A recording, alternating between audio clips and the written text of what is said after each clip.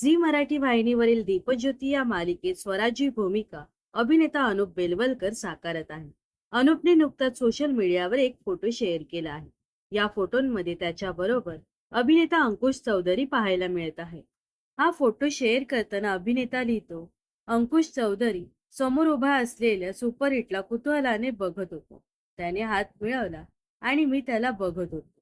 ये गो ये मैना पिंजरा बसाया सोने का, वाऱ्यावरती गंध पसरला, आभास हा, ही सुरेखा आपल्याला पटलेली हाय, मन धागा धागा जोडते नवा, गुरु देवा आणि बहरलेला मधुमास नवा, अशी सुपरहिट गाणी डोळ्यांसमोर येत जात होती.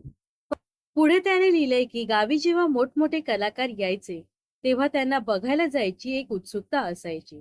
त्यांच्याबरोबर फोटो काढायला मिळायला हवा. खर तर त्यावेळी आपण सही घ्यायला जायचो आणि जर ती मिळाली तर सगळ्यांना दाखवायचो किंवा मिरवून दाखवायचो. बघितलंस का असं म्हणायचो. अंकुश चौधरीला पाहून माझं देखील असंच काहीसं झालं. पुढे त्याने असंही लिहिलंय की रात्री आई बहिणीचा व्हिडिओ कॉल असायचा.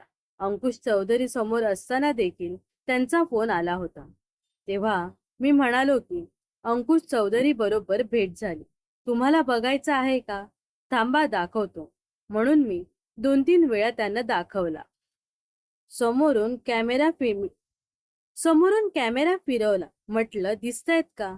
आई म्हणाली, फोटो काढलास की नाही? तेव्हा मी म्हणालो नाही. त्यांना देखील भारी वाटलं.